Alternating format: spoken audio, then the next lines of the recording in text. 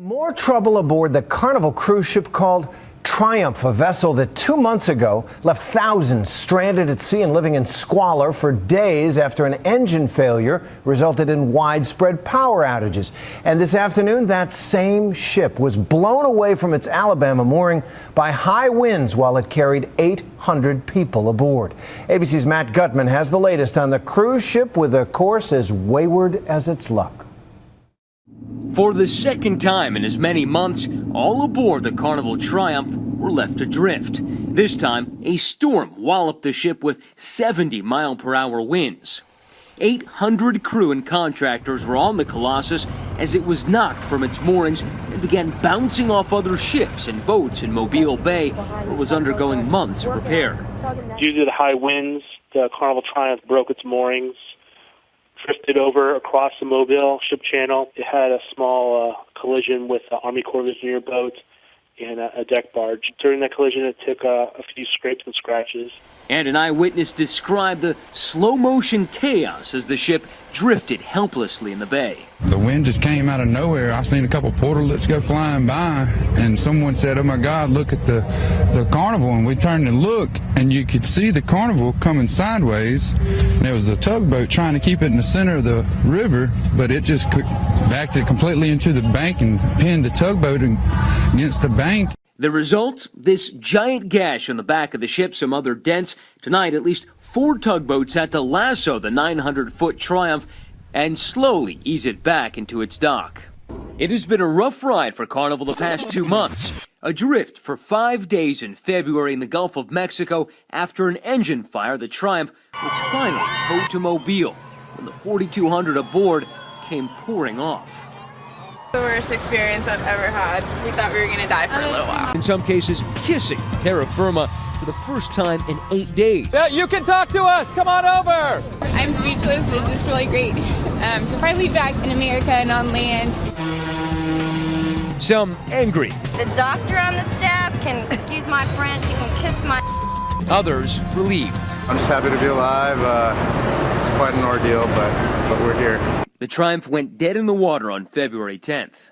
The ship, 300 yards long, equipped with every amenity, and now the more than 4,000 aboard could only communicate in snippets of text messages. 36 hours into the crisis, no hot food, no hot water, no AC, and the ship was listing.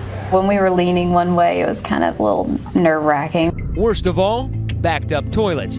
There was sewage everywhere. I got one flush, one time. 5 days, one flush. 5 days, one flush. For toilets, the ship handed out these red bags.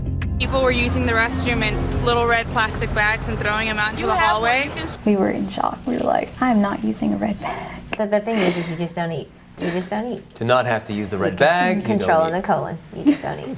We met a couple that we were talking to that said her husband was laying in bed and just the ceiling fell down on him full of urine, feces, all of that. Yeah. The stench and heat driving people to camp out on the decks. They built tent cities out of bed sheets. We've been shipwrecked for, I guess, 3 days now.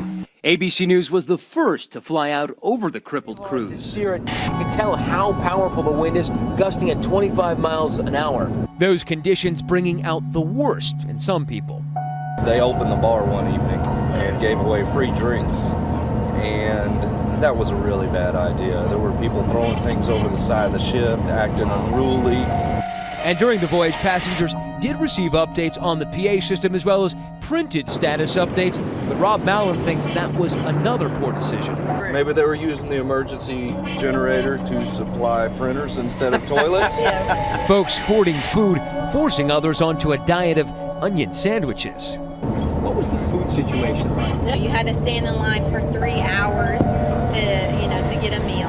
And the first couple days it was the onion sandwiches. But at least they were steadily, if slowly, being tugged back to the U.S. That's when Mike Padilla finally got through to his wife on the phone, anxiously waiting her return. They think the tug line might have just broken. Passengers say this should never have happened. This is the latest in a string of incidents involving cruise ships. Last year, the Costa Concordia capsized in Italy, killing 32 passengers.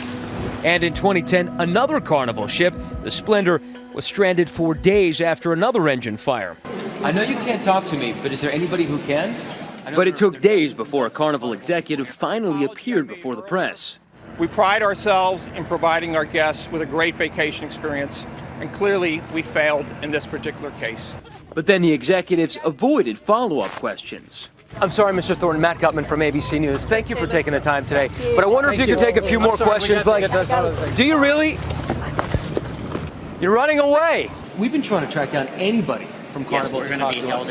And the company's chief marketing officer, he also retreated. We're on our way. 2 minutes. But one thing that did go right in the end for Carnival was bringing that colossus of a ship up this narrow channel in darkness. Towed to that now infamous dock in Mobile, where after 7 weeks, it went adrift yet again. I'm Matt Gutman for Nightline in Miami.